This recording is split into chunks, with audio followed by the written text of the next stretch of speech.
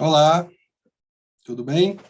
Estamos começando Olá. aqui hoje mais uma tentativa de conversar sobre poesia, literatura, como tantas que a gente já fez no nosso passado. Essa é a ideia de ter criado esse canal, né? Outro livro, e hoje a gente tem aqui a ilustre presença da minha amiga, da minha querida Jussara Salazar, que está sempre no meu panteão da poesia a ser lida, a ser discutida, a ser conversada. Seja muito bem-vinda, Jussara. Olá, Ricardo.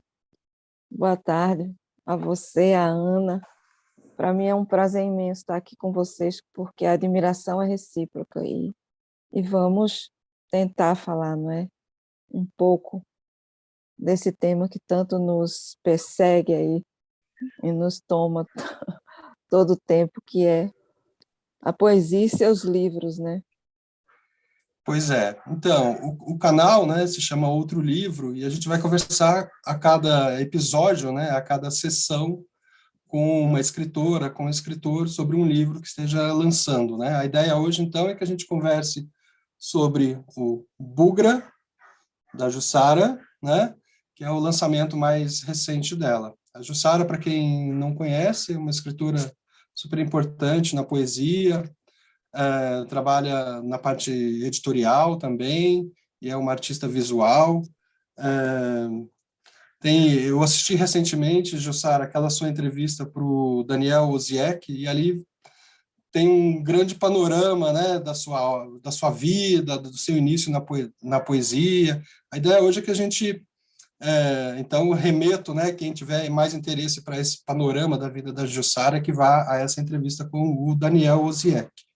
A ideia hoje é que a gente converse sobre um livro, né, sobre especificamente esse livro tão bonito que é o Bugra, esse livro de textos e imagens. Jussara, eu queria começar pelo título, né? Essa palavra bugre tem esse significado original de heresia, né? Que está naquele mesmo polo de algo que é inculto, que é bárbaro, que é selvagem, que é basicamente um termo para expropriar a condição humana, né, dos povos originários no Brasil. E bugra, né? Por que você deu a esse conjunto de poemas esse título? Ricardo, mais uma vez, obrigada pelo convite, né? Mas me sinto muito honrada de estar aqui com vocês. Bom, Bugra é... Num primeiro momento, a ideia era que o livro se chamasse Bugre Salobro Noturno.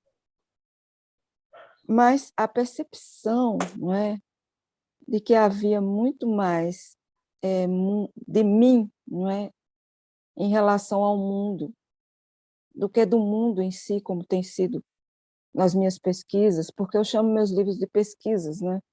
Porque sempre são, eles advêm de algum tipo de interesse por um tema, por uma oralidade, por um determinado momento, né, linguístico, cultural, performático, né, como foi o caso de Carpideiras e de FIA, né, o FIA onde eu faço das rendeiras, faço a renda do ato de fazer a renda uma performance, né, e dessa performance, uma performance de vida e de fazer, de instituição de um lugar do feminino.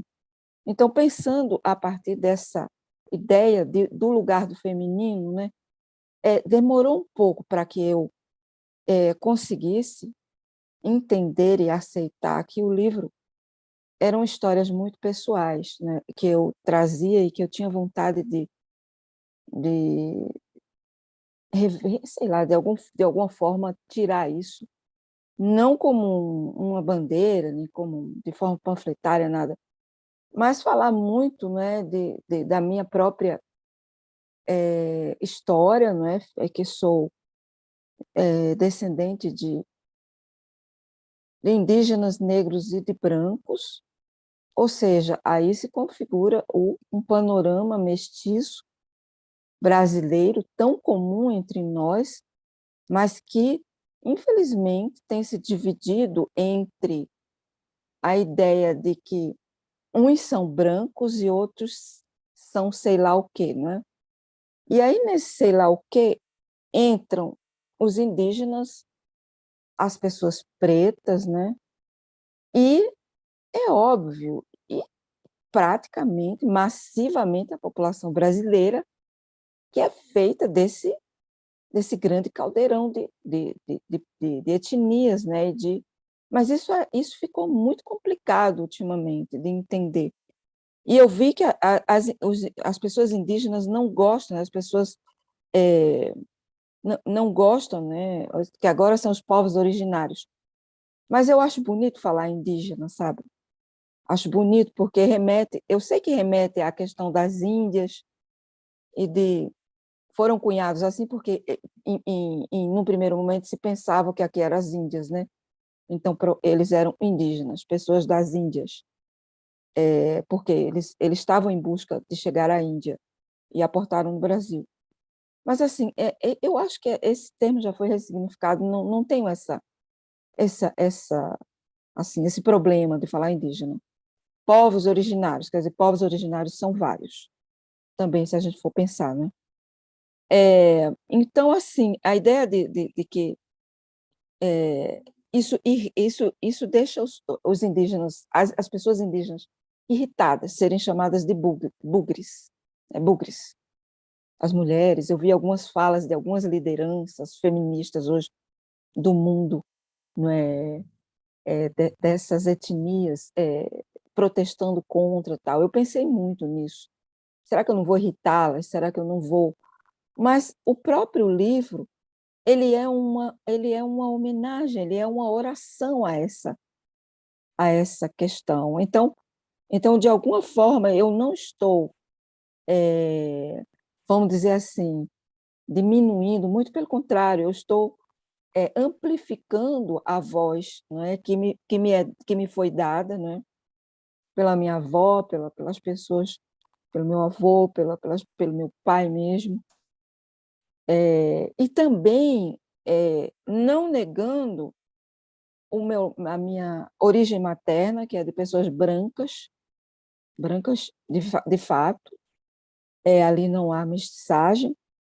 Então, realmente, eu acho que eu sou uma pessoa brasileira, né? Eu sou uma mulher brasileira, e eu não me sinto à vontade hoje em me classificar como uma mulher preta.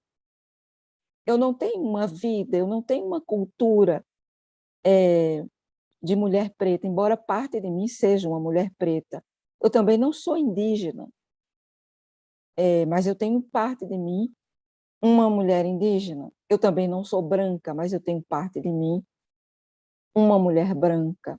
Então, tudo isso, eu acho que um conceito dentro desse aspecto desse livro, eu me encontrei muito à vontade, né, na palavra bugra, né, além do aspecto selvagem, do aspecto da rejeição, da negação, que envolve uma quantidade de racismo muito grande, né? Porque se o negro é perseguido, o índio sequer existe. Então você vai entrando em umas searas que trazem, né, até uma memória familiar muito complicada mesmo. Nem tudo na minha vida, porque era minha família, porque eu falo assim, porque eu sou mestiça, tem índio, tem negro, não sei o quê. Mas isso não foi bem aceito na minha família, o, vamos dizer assim, ao longo da minha vida, né? E esse também é um enfrentamento difícil, porque também não foi algo claramente colocado como uma rejeição, mas foi algo que foi o tempo inteiro velado, né? Velado corria por baixo, de forma o racismo corria por baixo da terra, né? Subterrâneo, né? Então há uma certa maturidade minha hoje em dar de frente com essas pessoas que eu amo mas que são racistas, né, na minha família. Então há toda uma dificuldade que eu acho que o Bugra, até pelo aspecto, né, selvagem, bárbaro, ele ele vai contornando, né? Ele vai trazendo à tona de uma maneira em que você, junto com o livro, você traz a dignidade, né? Do enfrentamento e a dignidade de ser, né? Perfeito. Então, e o livro passa essa ideia de uma homenagem, passa essa ideia de algo. É um livro emocionante, é um livro que o tempo todo lida com essas memórias, né? E gente, eu estou até nervoso, assim, eu até esqueci de apresentar a Ana aqui É nessa verdade. nossa conversa aqui, né? Eu acho até a Ana Brau está aqui com a gente, né? Minha companheira e que leu o livro da Jussara também. E acho até, Ana, que você poderia fazer aquela tua questão que você pensou, que a gente conversou antes. Eu acho que se encaixaria muito bem nessa resposta da Jussara agora, né? Como sequência. Seja bem-vinda também.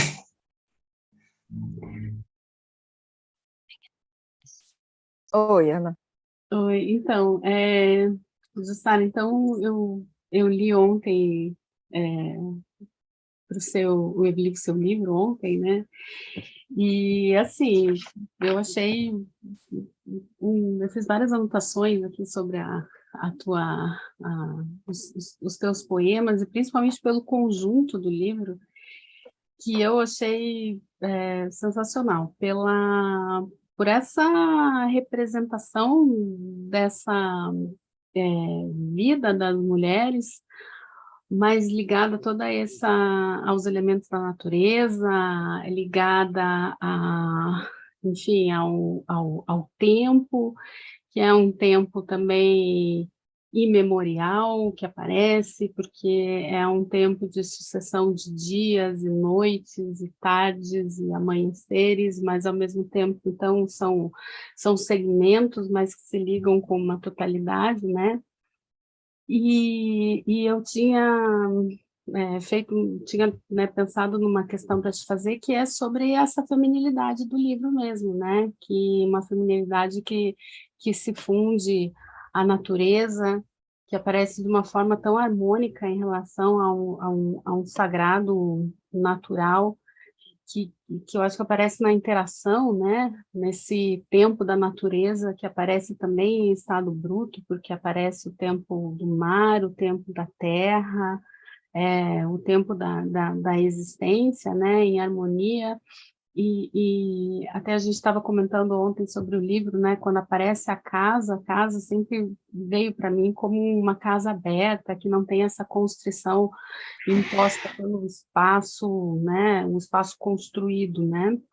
E eu acho que isso contrasta, na minha visão, em grande parte com essa feminilidade que apareceu no seu outro livro, né? Que é o dia em que fui Santa Joana dos Matadouros, em que aparece uma feminilidade que aparece quase como uma resposta em relação à violência exercida pelo patriarcado mesmo, né? Porque é uma feminilidade que está em conflito com a ordem patriarcal. É a partir dessa ordem que o conflito é gerado, né? Exato.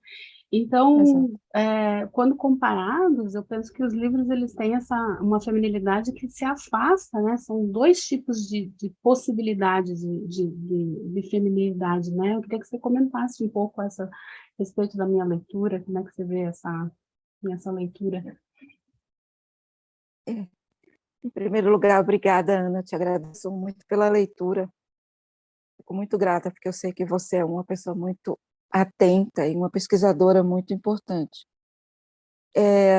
Eu acho que os dois livros, como vem sendo, né, como eu mencionei anteriormente, a partir do Carpideiras, tem o FIA também, né, que eu tento trazer essa voz, né, das mulheres, não é?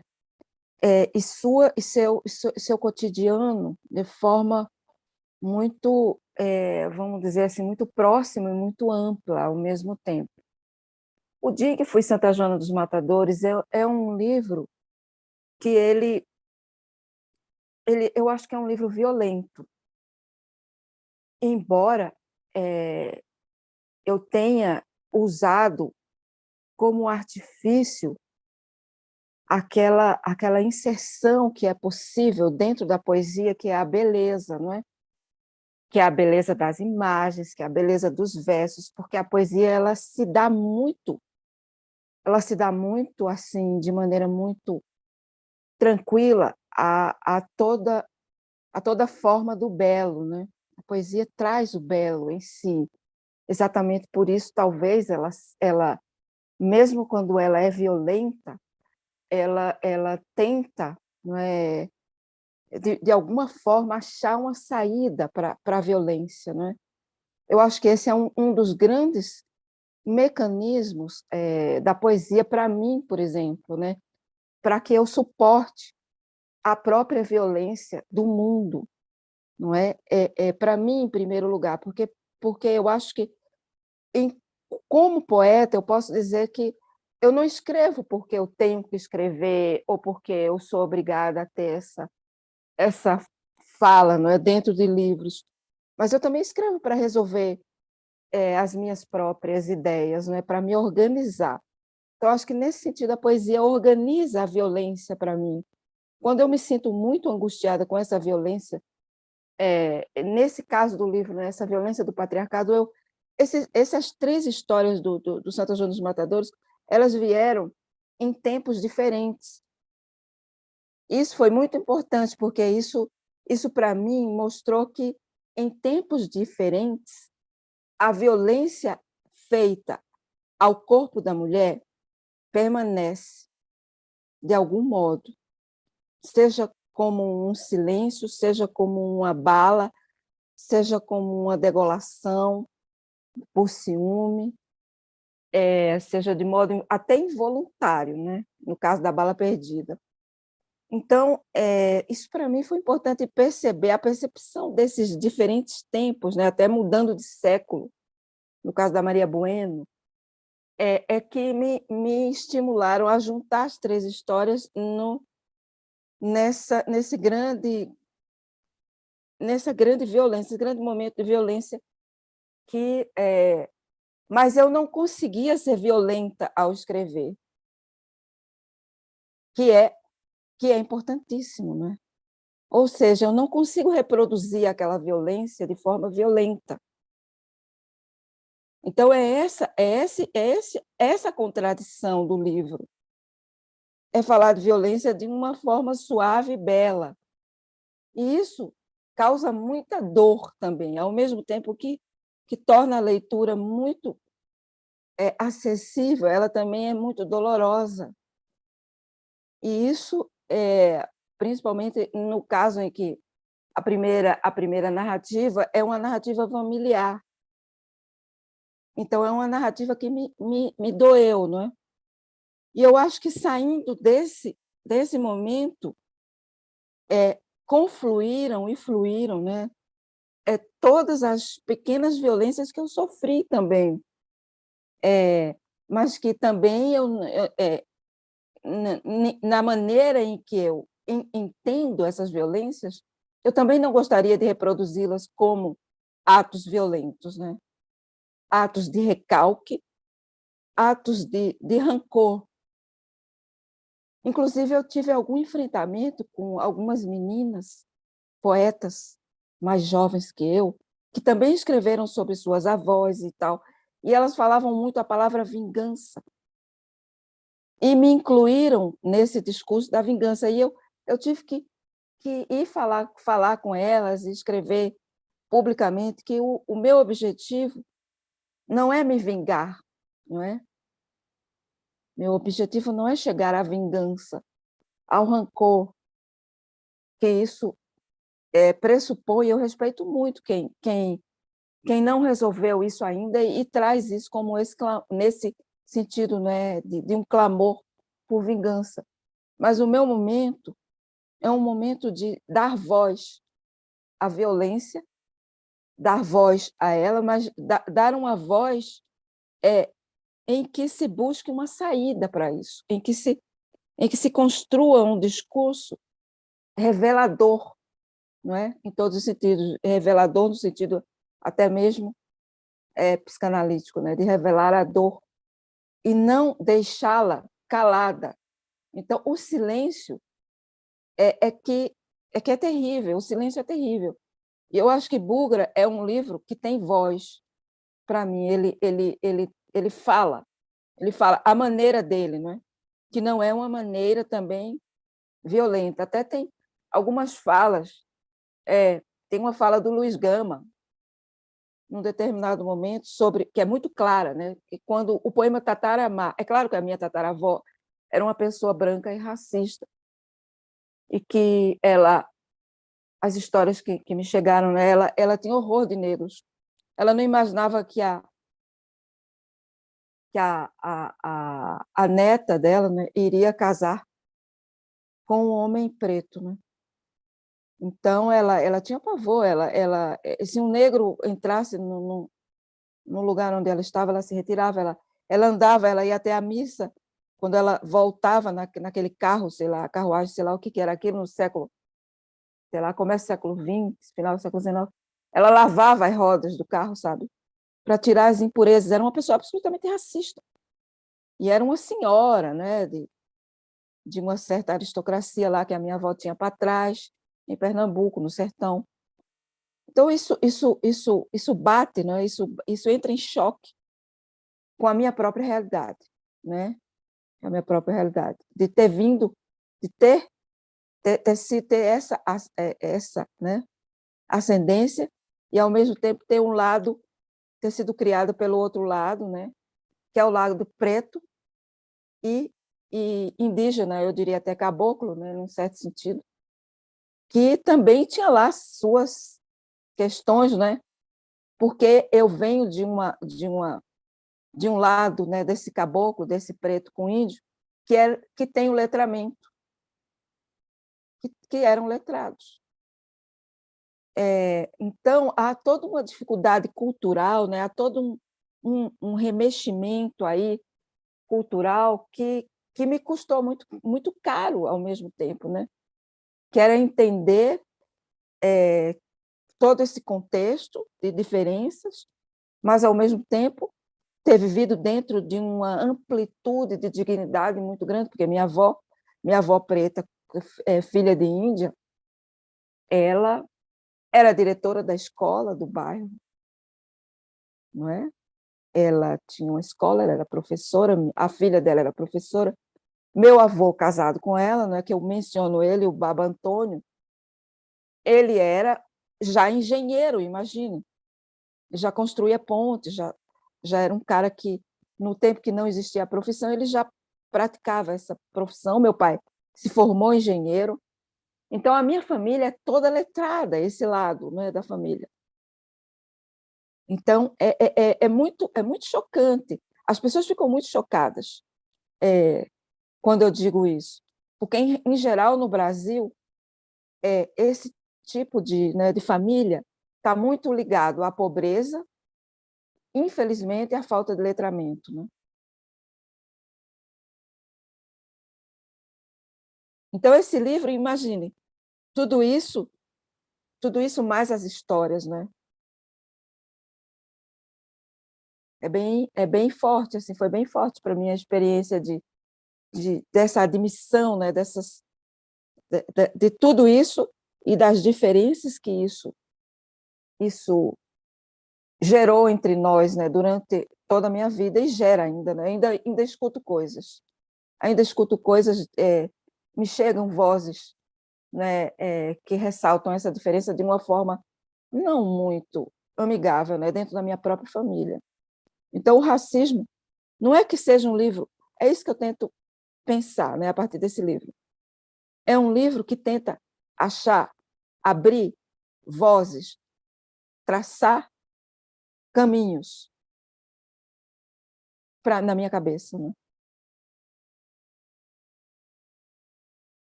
Não sei se quer comentar alguma coisa ainda, Ana, a respeito dessa resposta. Não, acho que é isso mesmo, né? Eu acho que fica essa ambivalência entre os tratamentos, né, que a feminilidade recebe, tá bem explícito nos dois livros, né? Uhum. Ô, Jussara, eu conheço sua poesia há muito tempo, né, e sempre percebi um atravessamento da natureza nos seus poemas, né, aquele volume que você publicou na Argentina, traduzido pelo Reinaldo Jiménez, o Colorauris Sonoros, né, tem toda uma seção ali da microflora, da microfauna, da observação um tanto onírica dos jardins, né, de certo modo, isso volta sobre uma outra roupagem, claro, no Bugra, né? É, eu vejo nesse seu livro novo, assim, inúmeras superposições que você faz, não só na presença de imagens que tem no seu livro, né? Que isso é talvez o livro dos que eu conheço, seus, né? Aquele que mais trabalha esse aspecto do álbum de retratos mesmo, da presença do imagético, né? Mas as outras superposições que estão nos poemas também, entre a natureza, a casa, o chão como tecido, a terra como pele, como vestimenta, tanto nisso que está na superfície, como também a questão da profundidade, das raízes, né? Dos peixes presos no calcário, né? O esqueleto dos peixes presos no calcário. Então, essas superposições entre a pele do corpo, a pele do planeta. Eu vejo uma diferença entre aquele teu projeto do livro da Argentina e esse livro de agora, né? Que me parece que a sua relação com a natureza está muito mais tomada pela dimensão até planetária, né? Ambiental, nesse sentido. Não havendo praticamente uma distinção entre natureza e cultura, né? Até porque não aparece muito assim aquelas citações mais eruditas que você trazia em outros livros, como Natália, por exemplo. Você acha que tem, sim, para mim parece que sim, mas você acha que tem aí uma intenção ética, essa imersão, por exemplo, nessa perspectiva mais ameríndia, e aí retomando o título Bugra, né? Nessa perspectiva da natureza, o que te moveu até essa exposição da natureza nos seus poemas do Bugra? Eu penso que a partir do Colorauris Sonoros, que ficou traduzido para o espanhol como Colorauris Sonoros, né, pelo Reinaldo Jiménez, uma tradução muito, muito interessante. No Colorauris Sonoros havia um desejo de algo mais onírico, até eu diria, até uma brincadeira mais licérgica com a natureza, né? Uma série de questões imaginárias, de delírios, né? Com a natureza, e que eu tinha vontade, não é, de escrever sobre uma espécie de movimento em uma personagem que aparecia ora como folha, ora como flor, ora num mundo meio flutuante, né? Havia uma flutuação realmente, né? Como se pensasse as raízes estão aéreas, né? Elas não estão plantadas sobre o chão. Mas eu acho que precisou fazer isso para que eu chegasse a pensar as coisas do Bugra. Então, assim, eu acho que o próprio tempo me trouxe essa diferença, não é? De posicionamento, de lugar, esse outro lugar. O mundo também ficou meio impossível de pensar, né? A natureza ficou muito... Eu vejo muitas experiências que eu tive durante a vida, na minha infância.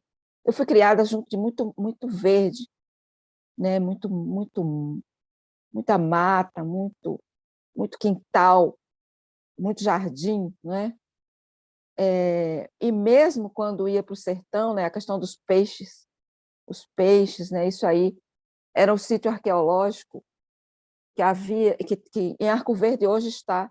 Ele virou um sítio arqueológico, mas naquela época que eu ia à feira com a minha avó, os fósseis eram colocados assim no chão, à venda, né? Os peixes ali petrificados, tal. Então esse mundo de pedras, de... Outro dia eu vi alguém dizer que agora tem algumas pesquisas que acreditam que as pedras têm vida. Eu acredito nisso há muito tempo.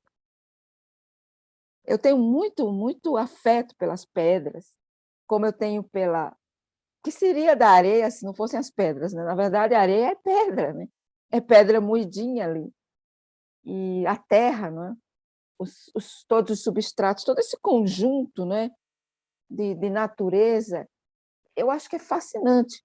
Quando eu era criança, o meu pai nos levava a parques, né? Parques de diversão, com descarregador, balanço e tal. Eu tenho 3 irmãos, nós somos uma família de 4. Éramos 4 crianças.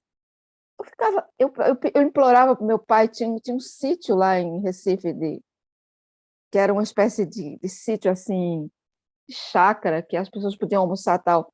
E mesmo lá no horto, sabe?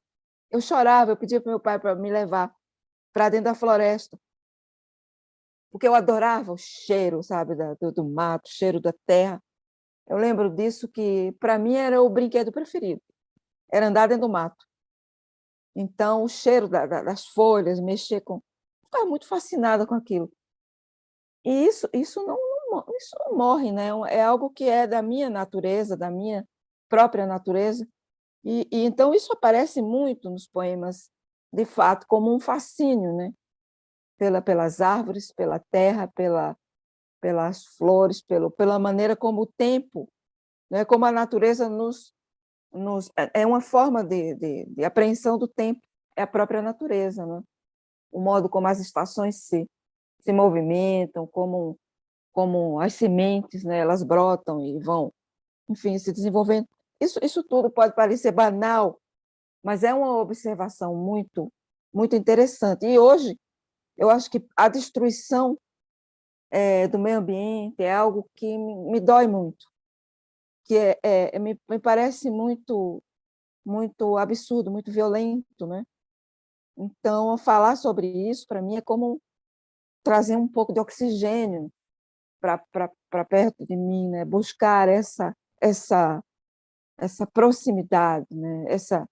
Essa fusão entre o corpo na terra, as raízes, né? Buscar as raízes. E há uma metáfora também entre raízes, né? As raízes e a infância, não é? Isso que vem lá do fundo, né? da terra e que vai envelhecendo a maneira do tempo, né?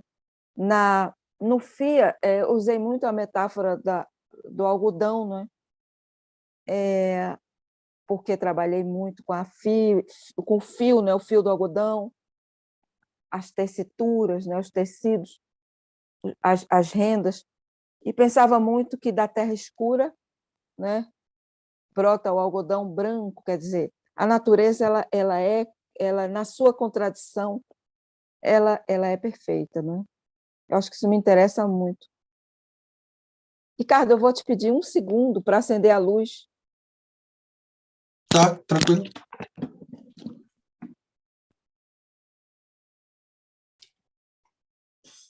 Você quer comentar alguma coisa, Ana?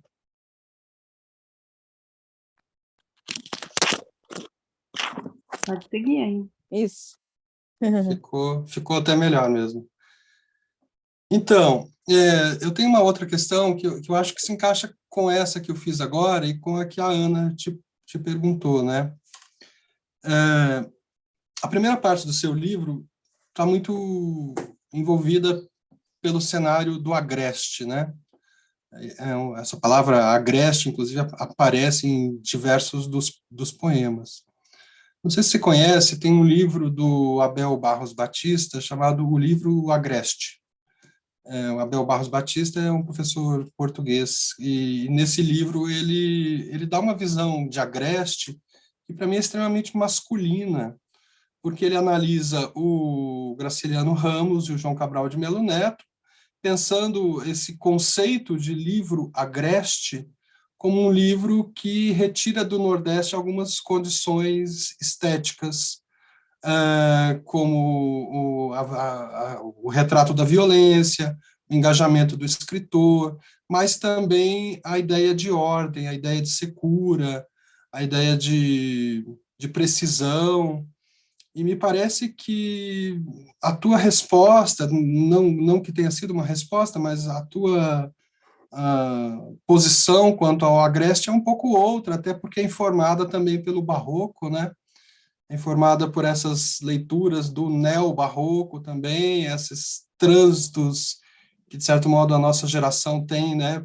As voltas com o neo-barroco também, que nos leva um pouco para o êxtase, que nos leva um pouco para uma visão mais onírica, para discussões do mínimo e não do máximo, de certo modo.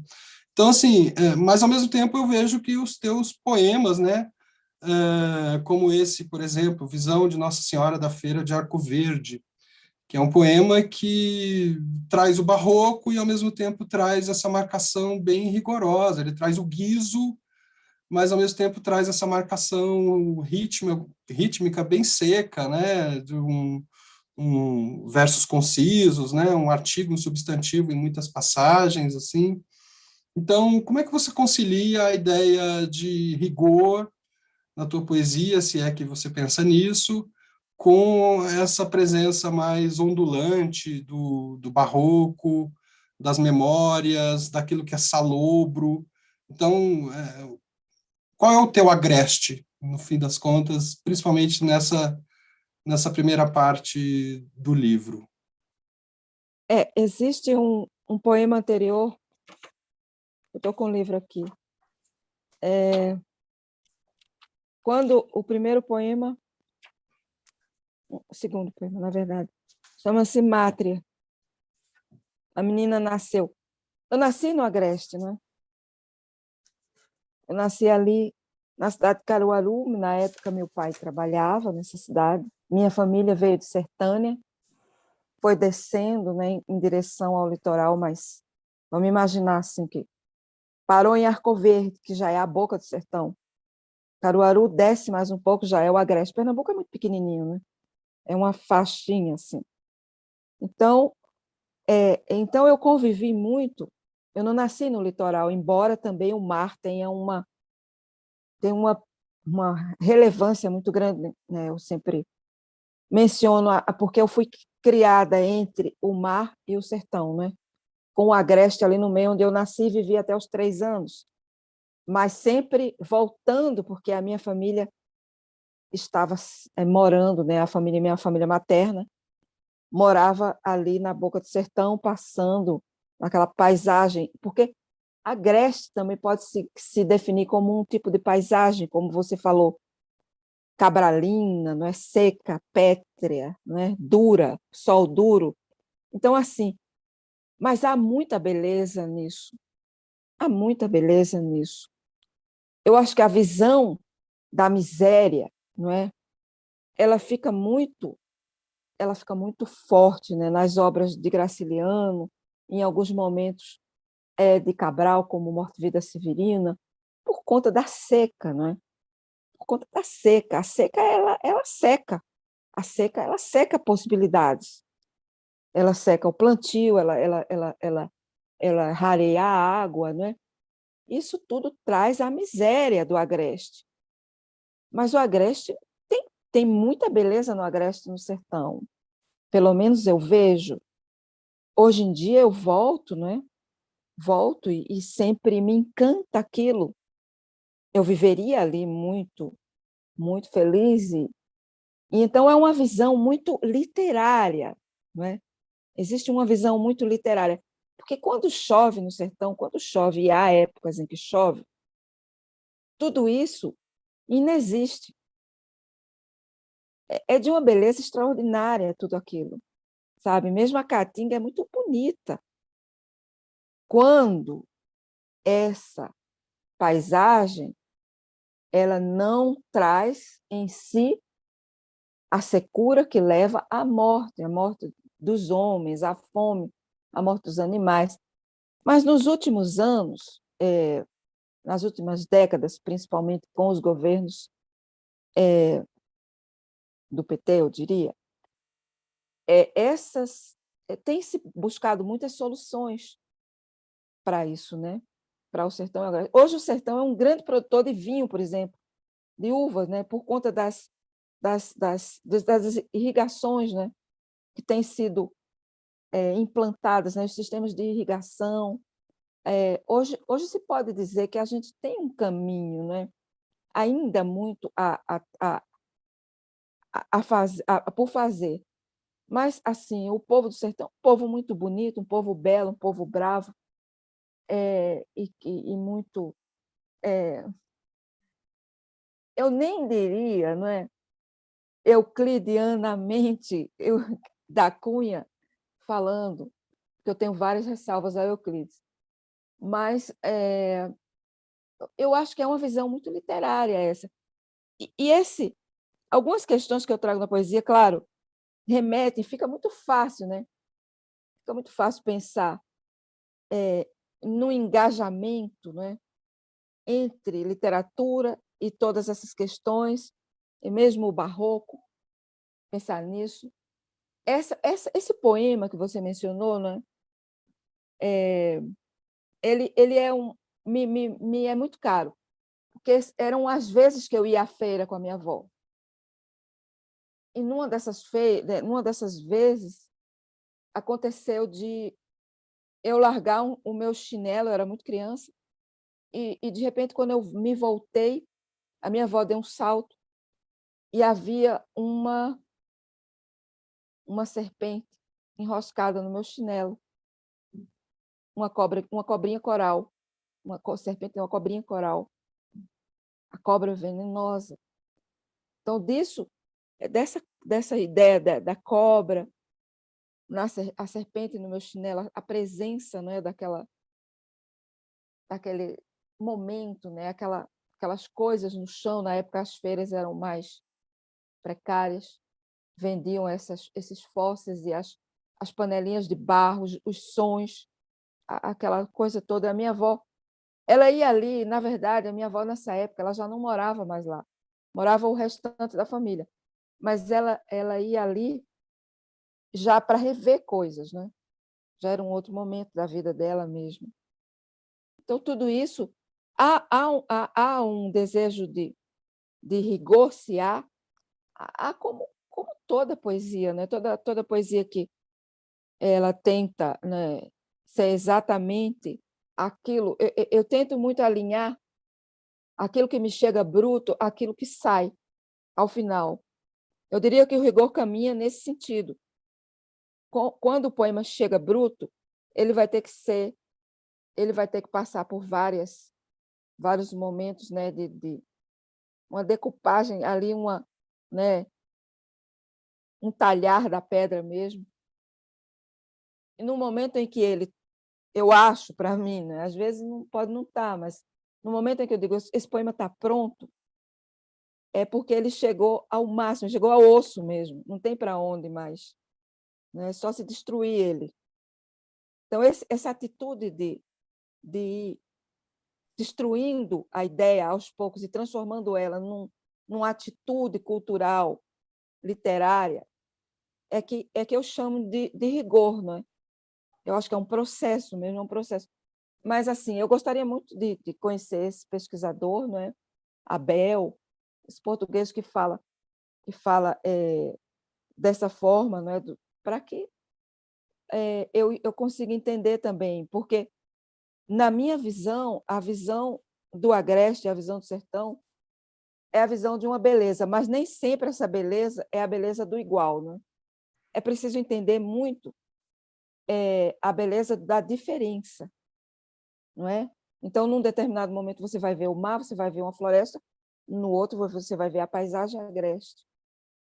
O pôr do sol no sertão, no agreste, é belíssimo.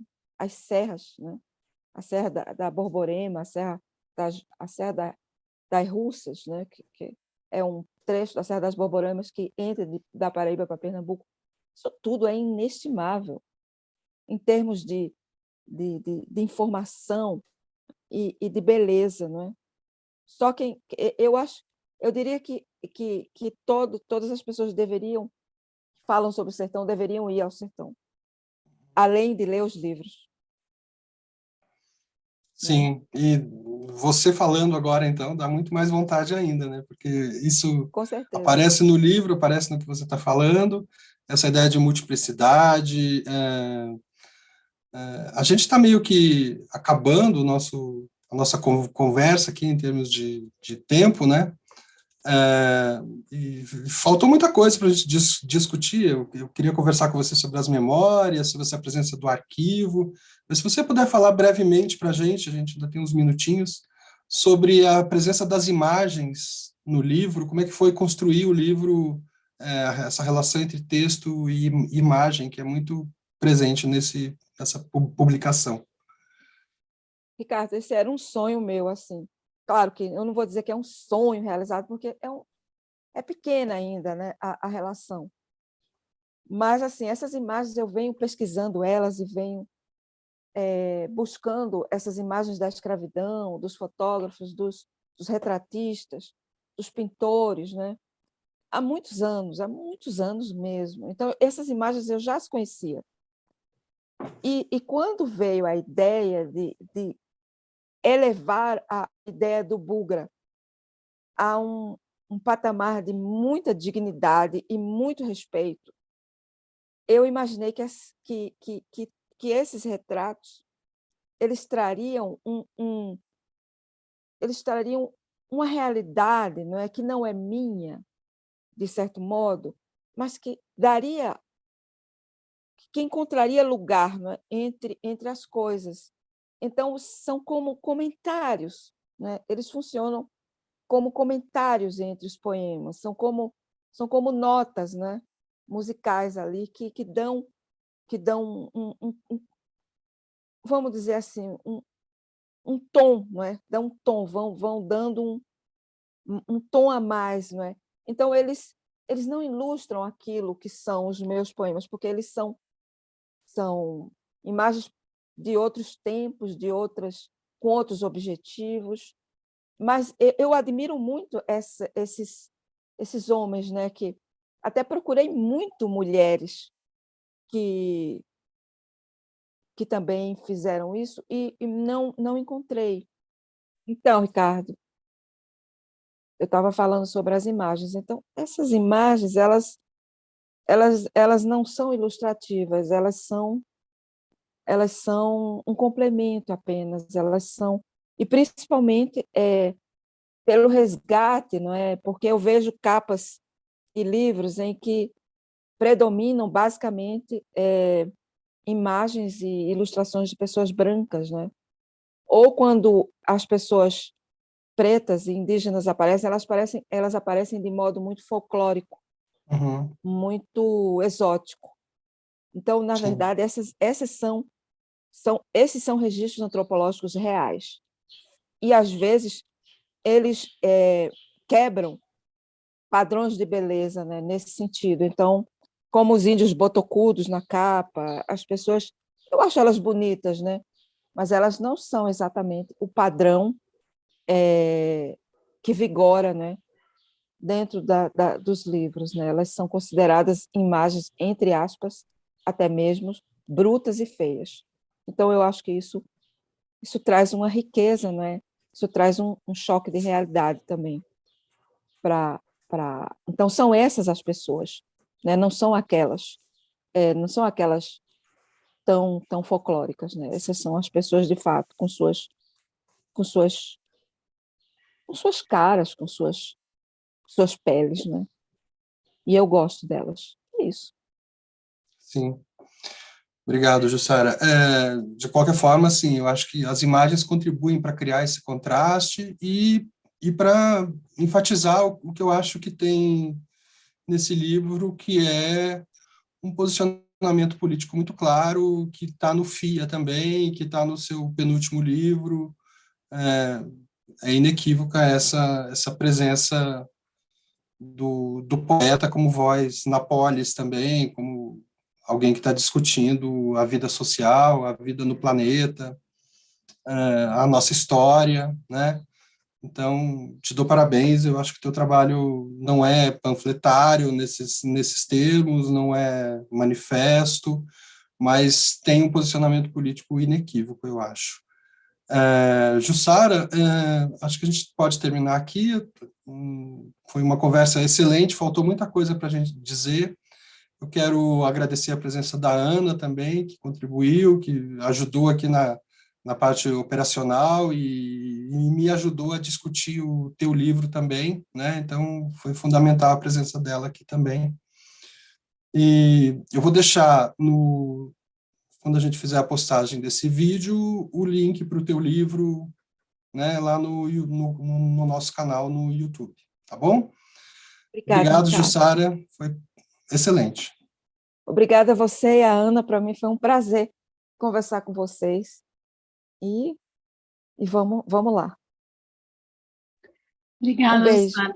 Obrigada, Sara. Obrigada, Foi um Ana. prazer Um beijo. conhecê-la, um prazer lê-la também. O prazer é meu todo, Ana. Obrigada para vocês. Um grande beijo. Então tá bom. Um beijo, um abraço. Tchau, tchau.